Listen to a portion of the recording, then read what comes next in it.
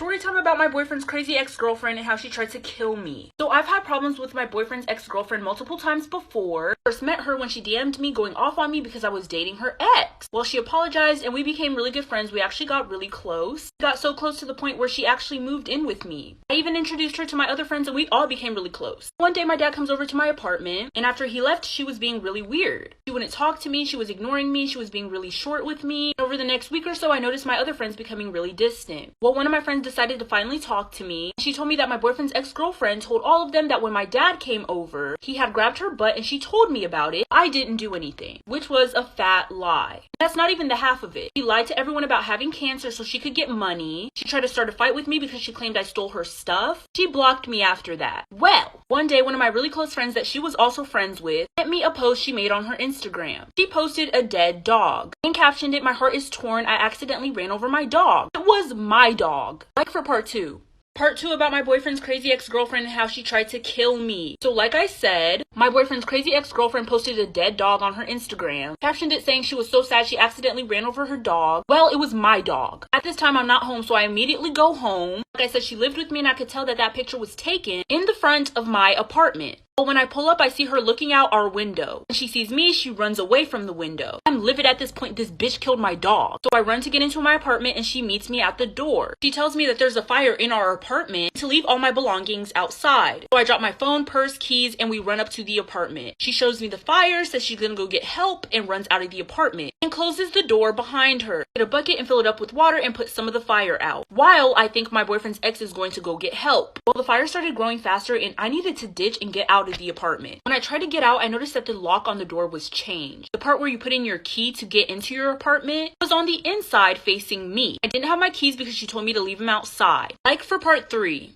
Part 3 of my boyfriend's crazy ex-girlfriend and how she tried to kill me. My boyfriend's crazy ex-girlfriend locks me inside my apartment while there's a fire and I couldn't get out because she changed the lock on the door. So I knew my only choice was to put out the fire unless I wanted to jump out the window. Well, the smoke is getting really thick at this point. The fire had not gotten out of hand yet, so there was still a chance that I could put it out and save my stuff and my life. I know I should have jumped out the window, but I wanted to save my stuff too. So I open up my window and start filling up that same bucket of water over and over again. And I keep pouring it on the fire, damn near about to pass out because of the smoke. The fire eventually does go out. And then I jump out the window because that's the only way for me to get out. But as I'm walking away from the apartment, my boyfriend's ex is standing there and she gives me this look.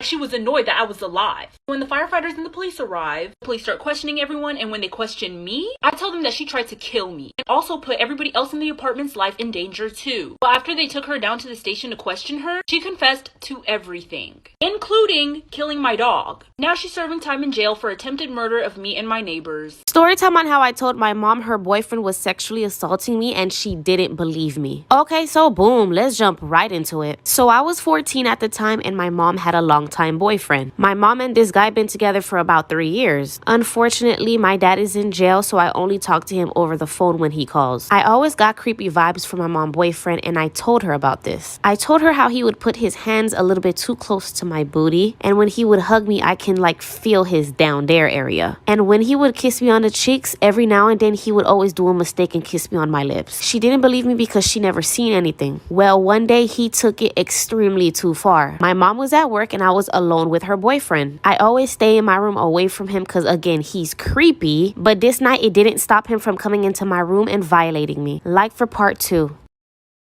Part 2 on how I told my mom her boyfriend was sexually assaulting me and she didn't believe me. Okay, so boom, like I said, her boyfriend came into my room and violated me. I tried to run away, but he pinned me on the bed and he started kissing me on my neck. Then he snatched my shirt off and my breast was exposed. At that moment, my phone started ringing. The ring distracted my mom's boyfriend, and at that moment, I took my phone and I ran out the house. Yes, I ran out the house with my breast exposed. By the grace of God, it was my dad calling from jail. I missed his call, so I had to wait till he called me back. So in the meantime, I called my mom. I told my mom everything and she told me shut up. She hung up the phone and did nothing. She even called me a liar. I ran to my best friend's house with my breast exposed and her parents took me in. Eventually, my dad called me back and he saved my life. Like for part 3. Part 3 on how I told my mom her boyfriend was sexually assaulting me and she didn't believe me. Okay, so boom, like I said, after my mom didn't believe me, I ran to my best friend's house with my breast exposed and her parents took me in. I waited for my dad to call me back from jail and he eventually did. I answered the phone and I cried telling him everything of what just happened. My dad from jail became my hero. He sent a lot of his friends to my mom's house to handle that guy. Of course, we pressed charges and he's going to be serving time in jail. All my dad's friends helped me pack and they all brought me to my dad's mom's house. My mom came home to an empty house and my dad's mother has been granted custody of me. My mom was horrible. I hated living with her. Her boyfriend was physically abusive while she was verbally abusive. She didn't believe me and that hurt, but my dad believed me and saved my life. Can't wait to see him in a year.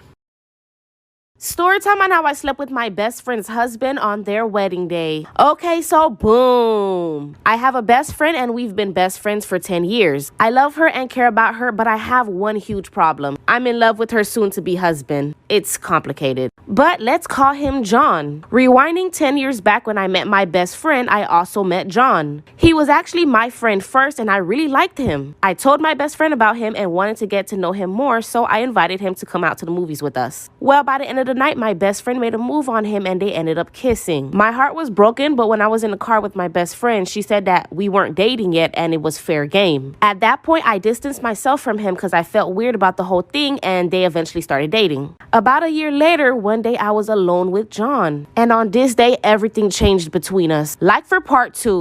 Part 2 on how I slept with my best friend's husband on their wedding day. Okay, so boom, like I said, about a year later, one day I was alone with John. He actually told me that I was the one he wanted, but thought since I invited him to the movies with my best friend and that she made the move, he basically thought I was passing him on to her, my friend. I told him, no, that's crazy. I liked you. And we both laughed and hugged it out, but that hug was pretty passionate. The chemistry and overall energy between us changed, but we never acted on it. Now, fast forward 10 years later, on their wedding day, we were all in the same hotel, but different rooms getting ready. When it was time for all of us to get ready, all the girls went to one room and then all the guys went to the other. My best friend sent me to her room to get a charger, and when I entered the room, John was there. I told him I'm sorry that I barged in, and he was like, yeah, that's not a problem. But then he walked up to me and, like for part 3, Part 3 on how I slept with my best friend's husband on their wedding day. Okay, so boom, like I said, I told him I'm sorry for barging in and he said, yeah, that's not a problem. But then he walked up to me and said, I don't know, I just can't help it. Every time I see you, I almost wish it was you. And I know y'all gonna hate me for this, but literally for 10 years, I've been fighting off my urges, but at the moment, I just couldn't. I was in love with him and he's not married yet, so fair game, right? Well, we ended up doing the nasty and it was very passionate. Then I went back to the girls' room and acted like nothing happened. I feel like shit, but I can't help but be happy that we at least shared that little moment together. I mean, y'all, I always liked him. We never acted on it again, but now I'm just wondering if I should say anything or should I just leave it alone and never do it again? What should I do, y'all?